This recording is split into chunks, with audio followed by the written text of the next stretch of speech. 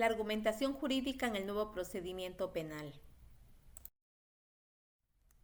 Argumentar es un juego, es decir, una práctica lingüística sometida a reglas que se produce en un contexto comunicativo mediante el cual pretendemos dar razones ante los demás o ante nosotros mismos de alguna de nuestras creencias, opiniones o acciones.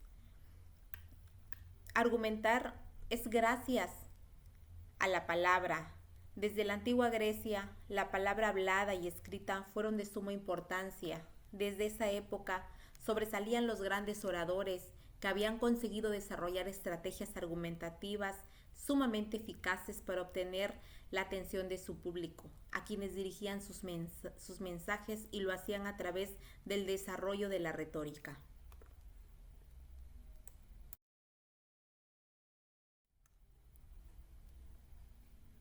Aristóteles diferencia entre el convencimiento y la persuasión y deja para el convencimiento el camino del razonamiento puro, es decir, la lógica formal que puede juzgarse en términos de verdad o de falsedad. En cambio, para la persuasión asignó la retórica, en tanta actitud psicológica que aspira a conmocionar al auditorio. Podemos decir que la retórica permite entonces elaborar argumentos en las que se interesan más los resultados que se desean obtener del orador o del escritor. Es un proceso lógico que se sigue para conseguir lo que uno pretende. En este sentido, el orador puede utilizar recursos retóricos lógicos y también no lógicos, porque sus resultados serán evaluados en términos de eficacia y no de verdad o de falsedad. Es bien importante el uso de un lenguaje. El lenguaje es una herramienta fundamental de comunicación entre los hombres. El lenguaje, si se usa de manera inadecuada, puede presentar problemas que repercuten en la correcta transmisión del mensaje.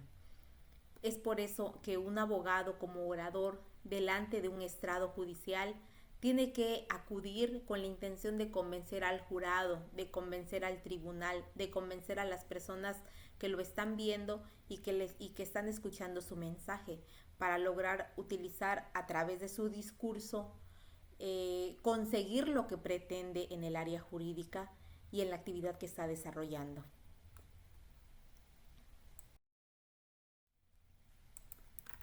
Ahora bien, hay características dentro de la argumentación en el proceso penal. Tenemos la oralidad, la persuasión, el uso de la lógica y la evidencia, la contradicción, la transparencia y la claridad. La oralidad, como su nombre ya lo indica, es aquella en la que las partes presentan sus argumentos de forma verbal, con precisión y también con persuasión. Es bien importante la persuasión. Entonces, al hablar de persuasión podemos decir que es aquello que nos ayuda a influir en la decisión del juzgador o de nuestro auditorio para establecer, si estamos ante un tribunal, pues la culpabilidad o la inocencia del imputado, para determinar la pena o para conseguir nuestras pretensiones. La argumentación tiene que tener un uso lógico y a través de la evidencia, es decir, que los argumentos deben basarse en hechos probados o en pruebas presentadas, en un razonamiento lógico que relacione estos elementos con las disposiciones legales aplicables. También tenemos como elemento la contradicción. En el sistema que es adversarial, significa que ambas partes tienen la oportunidad de presentar, de debatir y de contradecir los argumentos de la otra parte. También tiene dentro de las características la transparencia y claridad, ya que la argumentación debe ser comprensible tanto para los jueces como para las demás partes y para todo aquel que nos esté escuchando, fomentando la transparencia y la legitimidad en el proceso penal.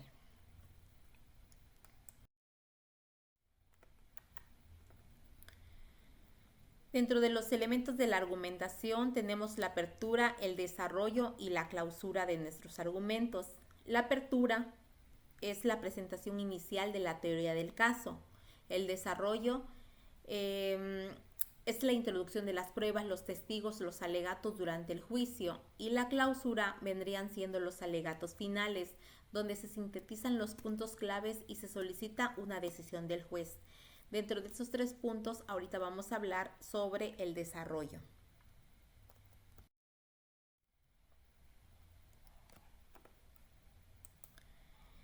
En cuanto al desarrollo, es una herramienta fundamental en el sistema penal acusatorio, que consiste en la construcción narrativa y estratégica de los hechos, de las pruebas y de nuestros argumentos legales, ya sea que existamos de parte de la Fiscalía o de parte de la defensa, y que sirve para sustentar nuestra posición durante el proceso penal. Vendría siendo como la base de la argumentación, lo que va a guiar todo nuestro desarrollo en el juicio. Entonces tenemos elementos que son básicos, que serían los hechos. Los hechos serían la descripción de cómo ocurrieron las situaciones presentadas en el juicio desde la perspectiva de cada parte, que debe de incluir una narrativa clara, lógica y coherente con lo sucedido. No debemos perder de vista que es un mismo hecho desde 2 puntos de vista, desde el punto de vista de la defensa y desde el punto de vista de la parte acusadora. Entonces es por eso que nosotros tenemos que tener una narrativa clara, lógica y coherente dependiendo de lo que queramos defender. También tiene que tener pruebas. Los elementos probatorios tienen que ser respaldados con hechos narrados, como testimonios, documentos, objetos, peritajes, cualquier tipo de prueba que la ley acepte como elemento probatorio. Y no debemos de olvidar los fundamentos jurídicos, que sería la interpretación y aplicación de las normas legales que sustenten la narrativa de los hechos que estamos planteando y que tienen que justificar la solicitud de los resultados que estamos pidiendo. O sea, es decir, que todos estos elementos de hechos y de pruebas se acompañen con un fundamento jurídico para que tengamos resultados favorables, como una sentencia, una absolución, una condena, una reparación del daño o lo que pretendamos dentro de nuestro juicio.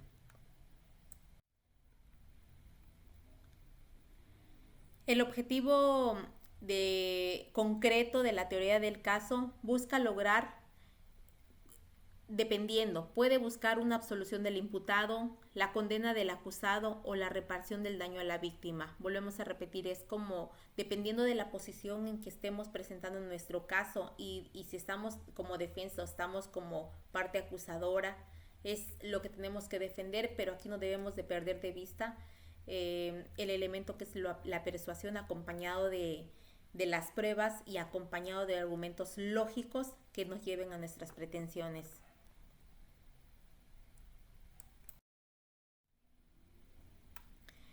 Principios rectores del procedimiento penal acusatorio.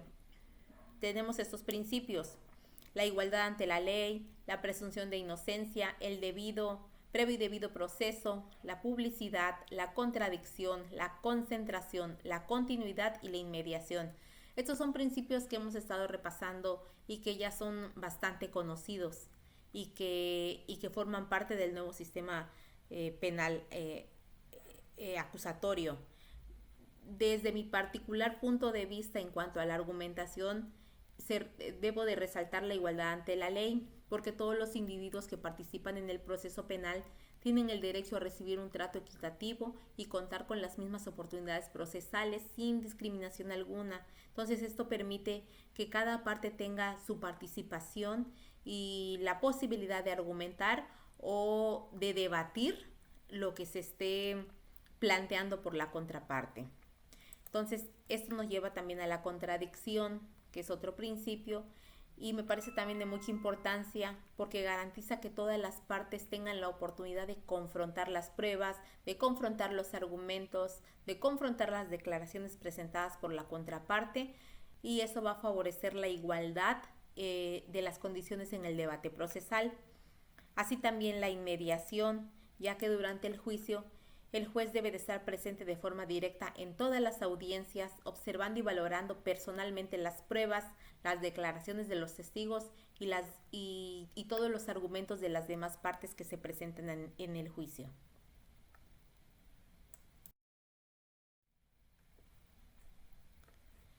La retórica en el sistema de justicia penal.